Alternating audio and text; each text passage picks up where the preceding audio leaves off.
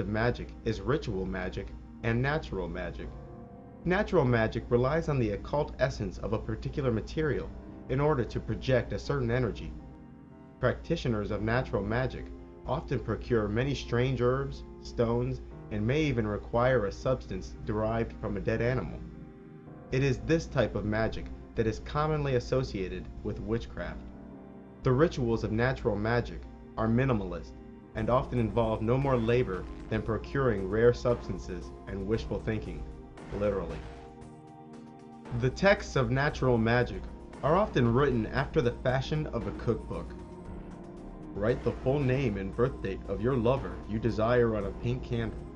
Light the candle and visualize them running into your arms over and over again. That's an oversimplified version of the kind of crap you'll find out there. Then there's ritual magic. No gem hunting, no herb gathering, no lizard eyes and cat's tongues, just bossing around spirits with my mind, my wand, and my words. For the remainder of this book, all of my references to magic will be to ritual magic specifically. The rituals of magic usually begin with a cleansing.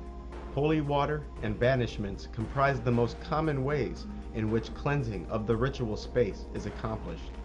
The ritual space, the place you intend on doing a ritual, should be as clean and dark as possible. The room should be fragrant with a scent that corresponds to the type of energy you wish to summon. It is also important to note which walls are at what points of the compass, because what is done at one edge of the ritual space is usually done on all four sides: north, south, east, and west.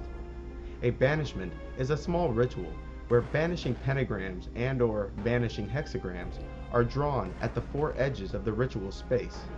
The symbols the magician draws in the air are of course invisible and imaginary.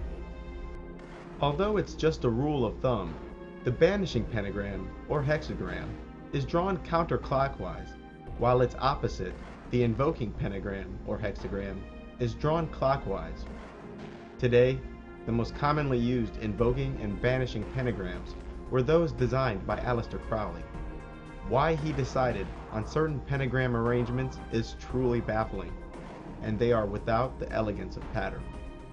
I despised having to memorize them, and I personally think that modern magicians should give those pentagram arrangements revision. A banishing symbol dispels a certain type of energy, while an invoking symbol activates a certain type of energy. It may be thought of as an on and off switch. To banish a certain energy is to turn it off, while invoking a particular energy turns it on. The purpose of a banishing at the beginning is to clean the area of all influences and make the ritual space spiritually neutral. For example, in order to activate the spirits of the realm Venus, one would draw a green hexagram facing all four directions, essentially enclosing your ritual space in imaginary green hexagrams. The hexagrams, being invoking hexagrams, should begin at the bottom right corner of the hexagram and move clockwise until the first triangle of the hexagram is drawn. From there, beginning at the opposite side of Venus, the point on the hexagram assigned to Mars, the second triangle is drawn, also in a clockwise fashion. And, being an odor of Venus, ideally the room should smell of rose. The spirits associated with the 7 planets are invoked and banished with the hexagram. For spirits of the 5 elements, the pentagram is used. Satanists tend to draw the pentagrams upside down, which is symbolic for the material element being higher than the element of spirit, which often represents God. It isn't uncommon for the names of power, such as the names of God, archangels, and angels, to be uttered while the symbols are drawn.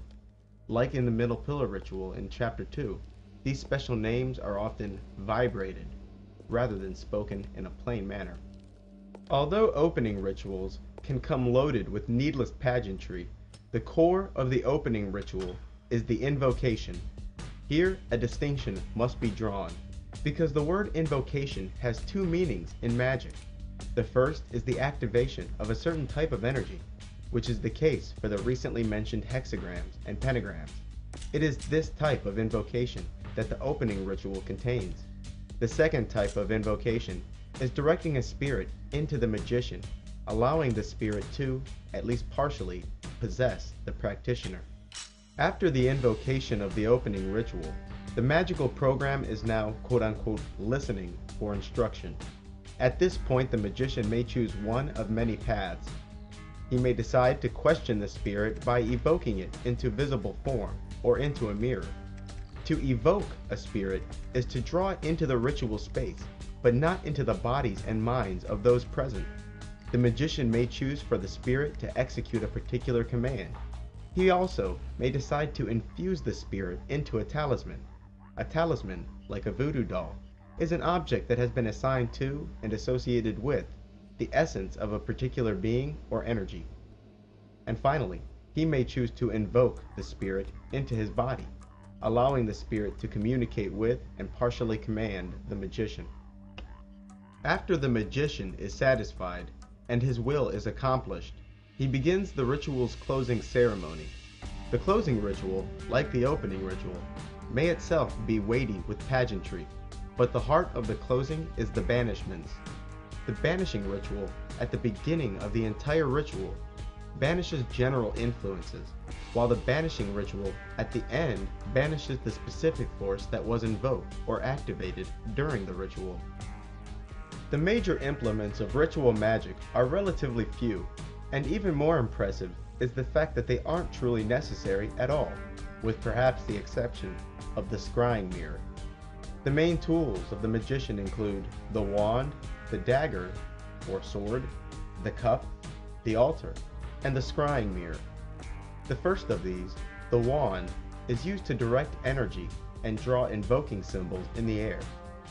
The element associated with the wand is fire, and fire represents the spark of life. In other words, the ability to give life. The wand is a phallic symbol and represents the active force, the male's ability to jumpstart life.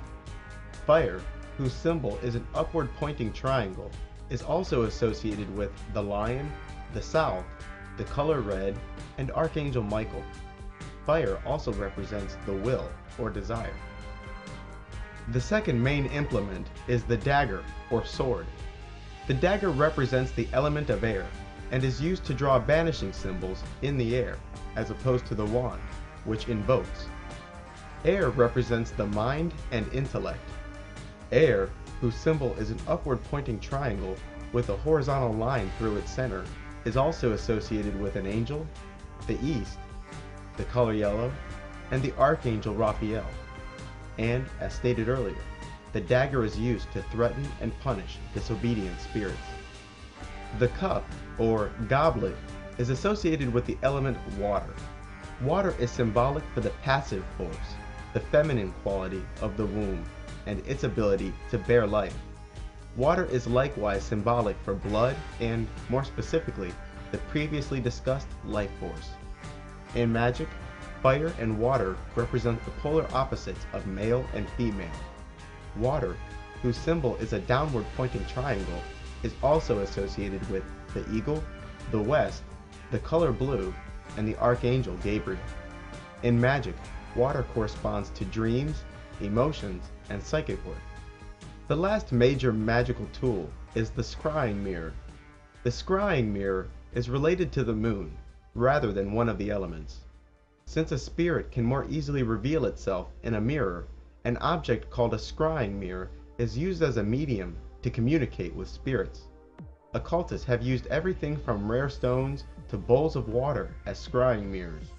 But a scrying mirror, in its most basic form, is often just a piece of glass that has been painted black on one side.